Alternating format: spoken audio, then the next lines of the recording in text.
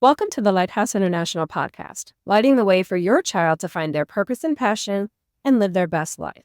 I'm your host, Eliza Rivas, founder and director at Lighthouse International Acton Academy in Lake St. Louis.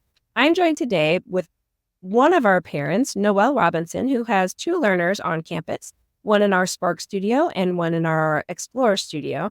I asked her to join us today because I thought it would be nice to hear her perspective and journey raising two children in a learner-driven educational system. Welcome, Noelle. Thank you so much for joining us today. Thank you so much, Eliza. I'm really glad to be here. I would love to have you give a brief introduction of yourself, maybe what led you to start looking for alternatives for your children, and we'll go on from there. Yeah, it's a loaded question a little bit. My name's Noelle, and I was actually a public school teacher for 10 years. I've taught K through 12, pretty much every level. I've taught elementary, actually started at high school, then went down to middle school, and then ended up in elementary, and then went back to middle school. I've taught in 4 different school districts, many different schools within the area. I've taught special ed and regular education. So I have a wide variety of experiences when it comes to education. And that obviously benefits me a lot with my children. However, education as a parent, the experience is so different. It really is. My oldest daughter is 18 and she just graduated actually last month. Yeah, so very exciting. And we had a lot of difficulty and it was hard to navigate as a teacher and a parent because I knew what was right and it wasn't always being done in the classroom. There were some districts some schools where she was very supported in our area. And there were some schools that she wasn't really supported at all. It was very back and forth, very much fighting for some of her rights in some schools. And even though I knew the laws and I knew the things, it was tiring and it was exhausting and it was really deflating. And so although she overall fine, I don't want to say anything was great, especially her middle school experiences. As a middle school teacher who mostly spent time in middle school, that was the hardest years for me because I saw not only the struggles of my own daughter, but my own students. You identify with those students even more because you see it from both sides. I got into the space where I became pretty disenchanted with the whole public school system, seeing all of the bullying and the trauma, micro traumas that kids are going through in middle school and how the system is created to be so competitive and that there's winners and losers and most kids think they're the loser. So true. That is so true. And so there's just a lose-lose situation happening in most schools and that broke my heart. And that was hard, but I never considered alternative education until COVID happened. Prior to COVID, I had been learning about personalized learning. So the local district that is here in our area that I worked for got really big in personalized learning. We read books, and I'm also an education nerd. So when I get told to read one book, I read 4. Yep. I taught ELA at the time. In the ELA department, some of the teachers, the department head, really was leading the charge for this personalized learning. She ended up actually becoming part of the school within a school and led the personalized learning classrooms in that school. And so I got to see this whole journey of personalized learning and was so excited about it. And it seemed like such a great option. I also saw the difficulty of trying to create it in a public school system. Yeah. And then COVID happened. And that brought in a whole nother level of mess because, oh man, I really so true. Oh my goodness. It was just something. Definitely something. And there's no way to plan for it, I think, is why it's shown such a real picture on what was going on and the capabilities of the systems that existed, because nobody could prepare for that. We just had to go with what we all had at the moment. Oh, yeah. And so I taught, so you were in the public school system. Yeah, that was our first year, actually. That was the first year of Lighthouse International. And that happened. I was like, really? Really? The crazy thing is for us, and we were very tiny at that time, but there was no transition for us. We went from our last day in person to our first day at home, and there was zero downtime. There was zero lag, which that was really exciting for me because I would just come out of the public education system. All of my friends were still teaching, and I was like, oh gosh, what is going to happen? And I was shocked to see how well of a transition this type of system lends itself to. At the same time, my heart went out to all of my friends who are educators because that was super hard. Yeah, to say the least. Oh, To be completely honest, the during was hard. I stressed myself out a lot trying to educate my own children and educate my students because I wanted them to know I cared. I wanted them to know that I was there. So I went above and beyond what the expectations were during that time because I wanted them to feel some sort of consistency and some sort of normalcy. And I put a lot of pressure on myself during that time. And I think a lot of people did. Oh, yeah. Looking back, did I need to? Probably not. That's the way I processed the situation. And also during that, I realized the gaps in the public, even more so as I was doing that. My daughter, who was going into high school, and now that we're talking, I'm just thinking back, we found out her math skills were so behind. Oh, because as I was trying to help her with her math homework, I was in shock by how poorly gapped her skills were. In her defense, he was ahead in math when we moved from one district to another. No problems, fast learner. So we went from one district in our area and we moved to St. Charles County. And there was a big gap that happened because they were in two different areas with curriculums. Yeah. That's a good district. It's a highly rated district. And now she's had nothing but math problems. Wow. And she never got caught up. And we did all the things at the house. We did as much as she could tolerate doing at the house of math facts and all the things. But she missed multiplication all the way, which made her miss division, which then missed fraction. Yep. And so by this grade, I thought we were making way more progress because she was passing her classes. And yet she was operating in some areas at an elementary level. So I sat down with her and I was like, but you don't understand this. So hold on. Let's go back and see what you do know. And then let's move from where you do know. Right. So I have maths K through 6 certification plus middle school math certification. So I know the progress here. But I kept going back. And I was like, okay, you don't understand this. But then let's go back. And then it was like, okay, you don't understand this. Whoa. Okay, let's go back further. 3rd grade. Wow. In some areas, 3rd grade. How are you getting B's and A's in math when you're about to go to high school? In some areas, you don't understand math past a 3rd grade level. And that wasn't her fault at all. No. My heart broke for her. It's not just math. I was a foreign language teacher, and one of the things that we had to do, one of the things that I chose to do because of how I chose to teach, was I knew the research said reading is the number one way to build vocabulary in any language. But my high schoolers, because I got them on the other side of middle school, they were so disengaged and just zero interest in reading at all that I had to go back and do research. How do you teach reading? How do you make reading engaging? How do you show them what happens in the mind of a really good reader so that they engage with the story and find joy in it and can get the benefit?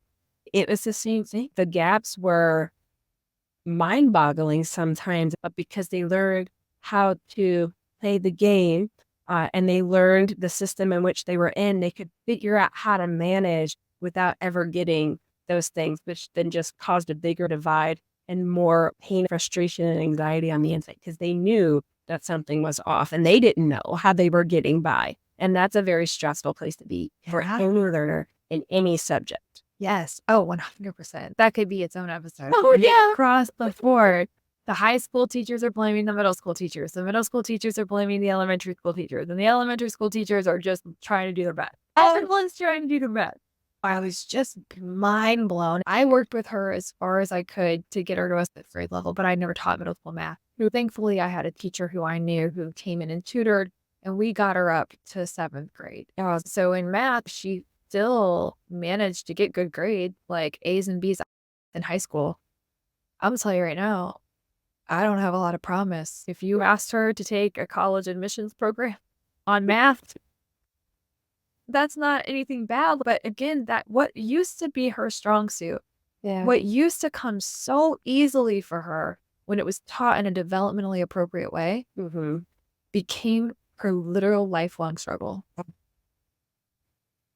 Just dealing with that and being helpless, because I can't control the situation. Right. Had I known then at 3rd grade what I know now, it would have been totally different. Yeah. But to see that she passed all of those classes with such a big skill deficit, I decided none of my other kids were going to go to middle school. Right. I'm not going to lie. I did have a vendetta a little bit. I just didn't like how this one particular school handled multiple situations. There were some teachers that I had some really big issues with, and my kid's a good kid. I mean, she's a great kid. Never got in trouble, never got a detention. And they would talk about her like she was the worst kid ever. Sometimes she talks too much. And I'm like, who doesn't?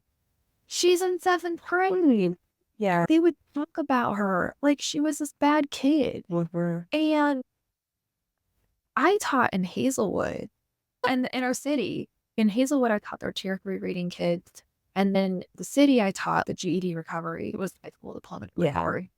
But I taught these kids who were so rough, and I saw nothing but good in them. Yes. Nothing but good.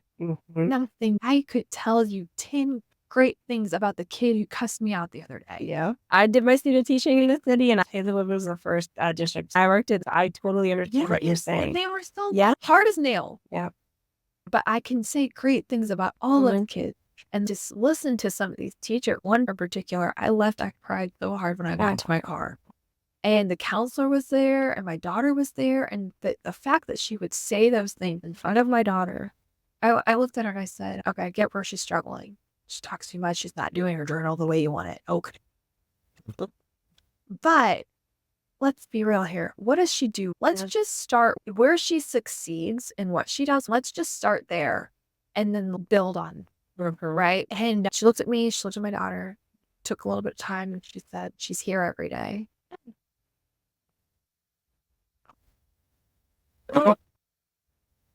And the light being red in all the shades.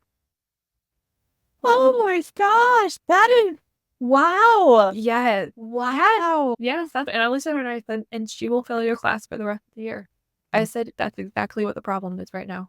And I told her, I teach in Hazelwood right now, and I can tell you all kinds of good things about every single one of my kids, whether they've gotten suspended, expelled, doesn't matter. The fact that you can't see one good thing in this kid who is a good kid.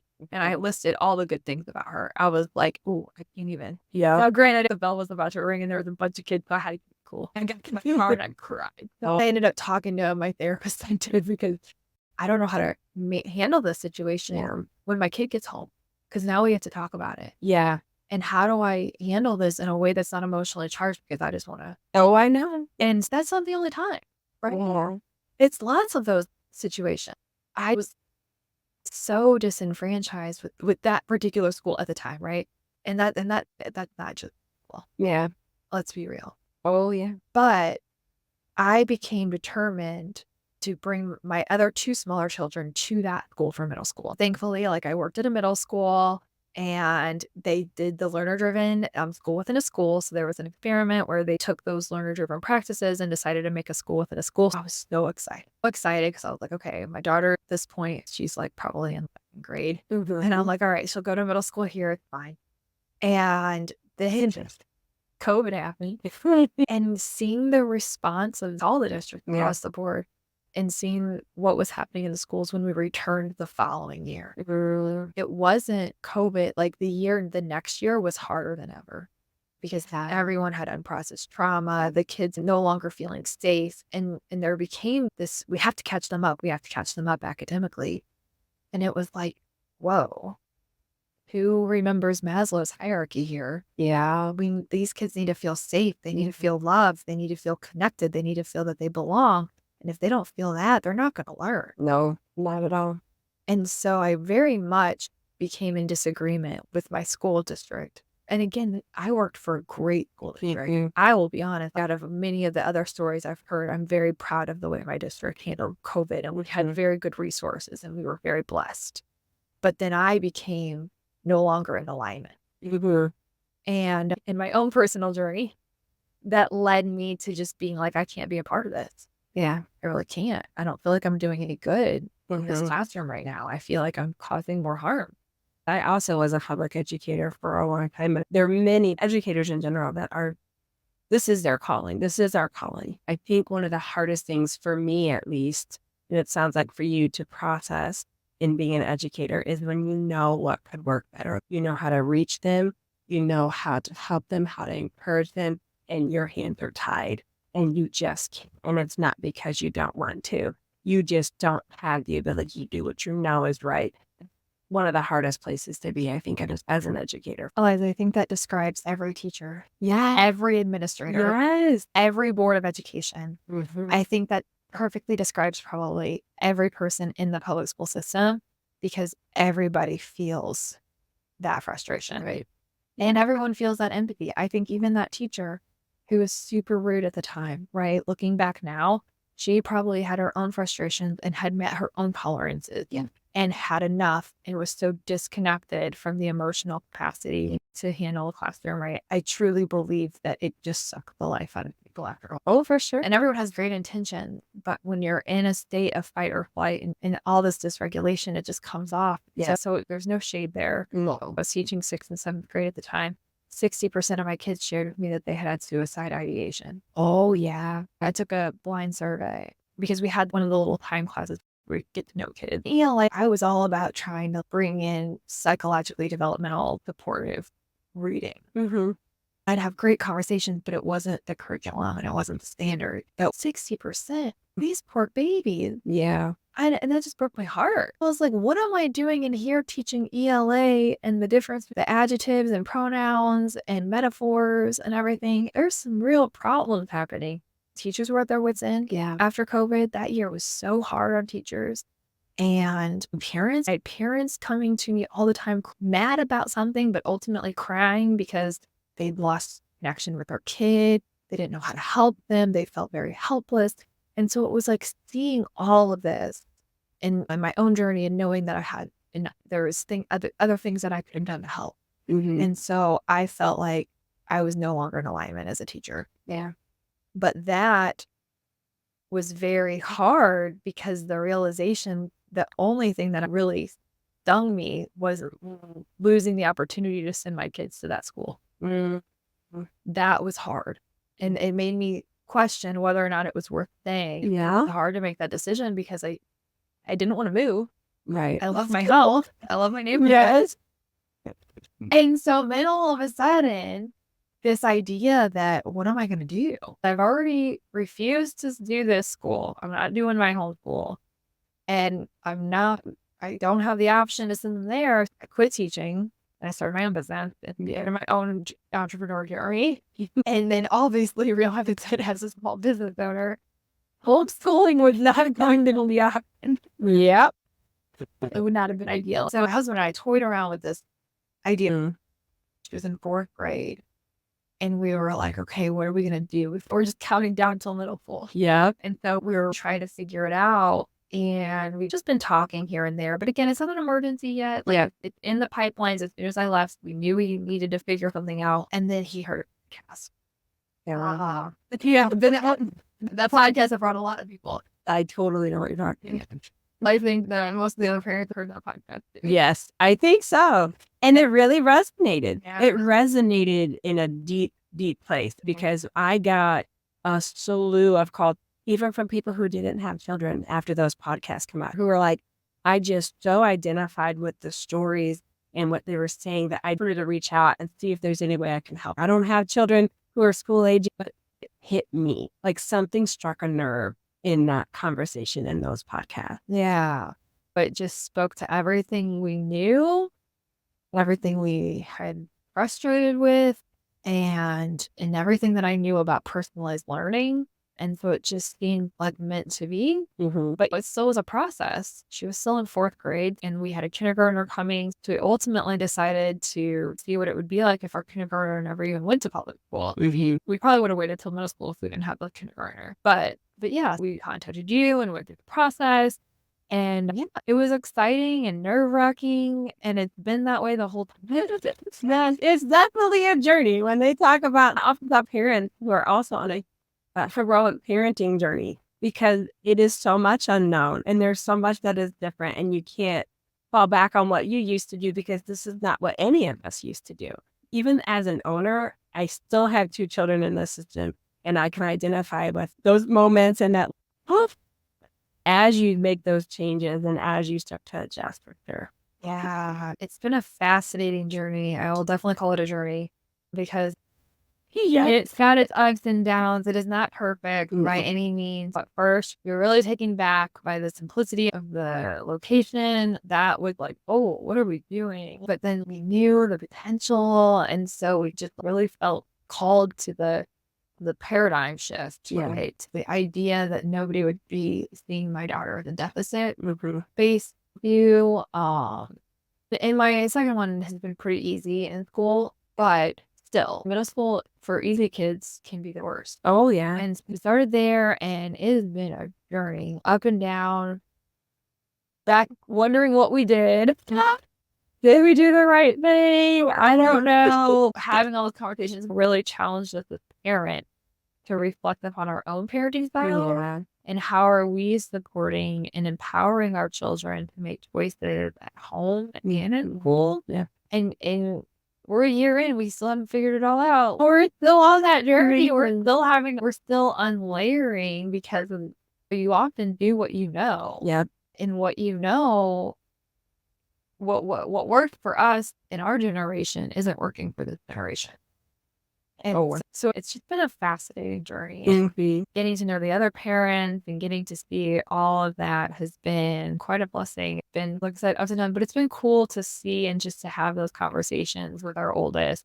I hear her telling other people the differences. And that's really cool to hear because there was a lot of talk in public school that wasn't positive, and there was a lot of distraction, and she was exposed to a lot of things even as early as 4th grade that I'm like, how are you guys talking about this topic? The other day I actually heard her telling her little brother, you'll probably never know but public school, and she totally bashed the public school, and I was like, no, we don't want to do that. But this is what happens there. And I was like, oh my. I never want her to bash the public school system or anything. But yeah, it's been cool to see her. Why aren't you pushing yourself? It took at least 6 months to get out of some bad habits of just constantly being told what to do.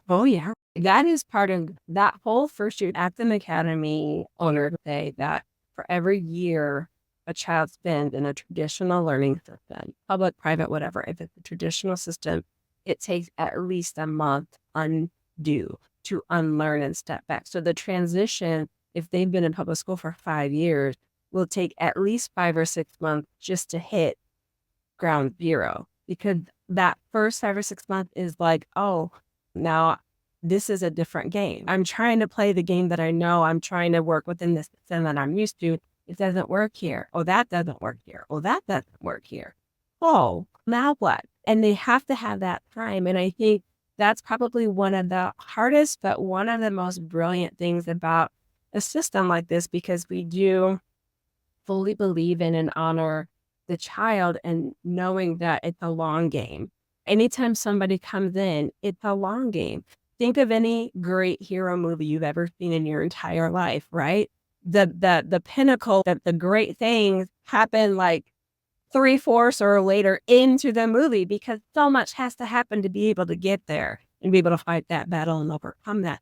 And I think that's where, as a parent, sometimes we can start to question ourselves. We can be like, what is going on? But if you can wait, and through the parent onboarding, through the parent community, through the meetings that we have, what we try to do is educate and empower you to know how to wait, how to engage, how to support in this style. When you see those breakthroughs happen, when those breakthroughs hit, I've seen it so many different times with so many different kids, and every single time it takes my breath away, because it always happens in an unexpected way. Like, it's not when you're thinking it's going to happen. It's just out of the blue one Tuesday, all of a sudden, so-and-so finds their passion, or so-and-so holds someone else accountable, or so-and-so decides this matters to me, and now I'm taking the charge. Oh, yeah, Eliza, that is so true. And so true about the movie reference. So it's interesting you would use that reference, because in the movies, it happens in an hour and a half. this great hero journey happens in 2 hours. Mm-hmm. And it can be really hard for the weight to know that little tiny steps are being taken Mm-hmm. that you might not even be able to see as a parent, but internally the shift is happening. Yeah. And it's trusting that process and trusting your kid and your own kid's journey and where they're meant to be. And that can be really hard and uncomfortable. Oh, yeah. Uncomfortable is the key, truly, because I often talk about the difference between being in agreement with something and being in alignment with something. And the system like this, it's very easy to be in agreement. It's very easy to be like, yeah, kids should have say in their learning and be able to take responsibility for themselves and be able to have a real world education. None of that seems bad, right? None of that seems bad to anybody, whether it's for you or this isn't a system for you. They're in agreement with the outcome. But there's a difference between agreement and alignment. Alignment means I'm willing to get uncomfortable enough to do what has to be done to get to the outcome. And that is the hard part. That is in the realm of a hero's journey. That is the road of trial leading up to the final showdown. That is the Lord of the Rings where there's no light and all the orcs are coming. It is hard and it feels impossible. And you second guess yourself and you get upset that your child won't do what you want them to do when you want them to do it the way you want them to do it. That's human nature, right? And all I can say is going back to that, if you can empower yourself by finding and utilizing the tools and resources that are available to you as a parent, just like how we ask the learner to do this by finding and utilizing the tools and the resources that are available to them as learners, it's worth the wait. It's a hard wait. And you have to face a lot of triggers. You have to face a lot of your own experiences, good and bad, and why certain things matter to you so much, why certain things set you off so much. You have to face, I think, being involved in this kind of system. We say at Acton Academy, families come first, and they really honestly do. We honor the place of the family above whatever work is going on in school. And I 100% am of the opinion that home is where the goal and vision of education is set. Why education matters, that's set at home.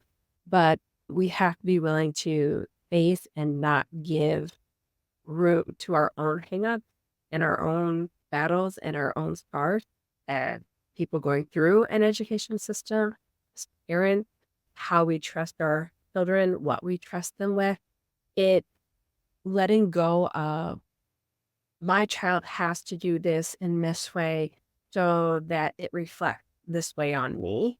Letting go of just all of that and being, you are a human being and you will have your own journey and you're going to fall and fail and it's going to hurt.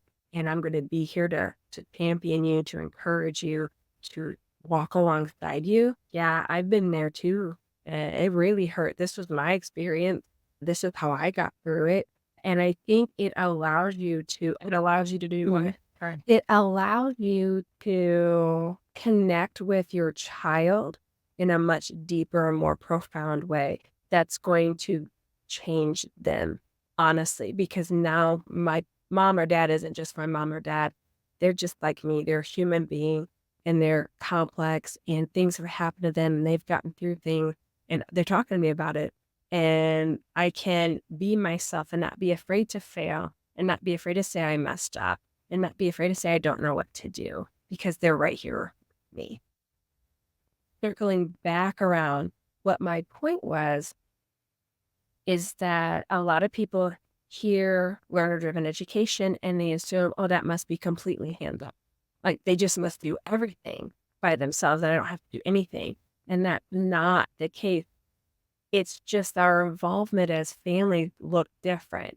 So instead of our involvement being meeting with all of the teachers and staying up till 2:00 in the morning, working on the project that they just told me about the night before, or the daily homework battles and all of that, what involvement in a learner-driven system is conversation. It is connection with your child. It is deep, meaningful, regular talking through what's going on. Why has that been so challenging for you? What are you afraid of? And those conversations take time. And so it's not that it doesn't take time. It's not completely hands off. But this is where the importance of the family is really honored. Through the educational system my child's in, not only are they being able to be self-sufficient and have self-efficacy and know that they can figure their way out of any situation, but I'm also deeply connected to them from one human being to another. And I think that's not something that is necessarily touted in all of the things you're going to find online. But to me, it was deeply life-changing in my journey with my own children, and every family who has been able to make it through that road of trials to get to the other side. That meaningful connection is the base of everything. Yeah. Yeah, I agree with that. Yeah. Having that involvement, having that say so, right? Like I get a say in what my kid's learning. If I want her to take piano or Spanish during the day, like she'll do that. And then if she wants to do whatever, like she can do that. And that's really empowering. And yeah, that connection, it's a great feeling when you see those things. It is. Yeah. Thank you so much for your time, Noelle. I really appreciate you coming in and just giving us a glimpse into your experience and what the life is like that first year in a learner-driven system. We love having your kids on campus and seeing their light and their passion start to spark and shine. And yeah, we really appreciate you and your time. Absolutely. Thank you for having me.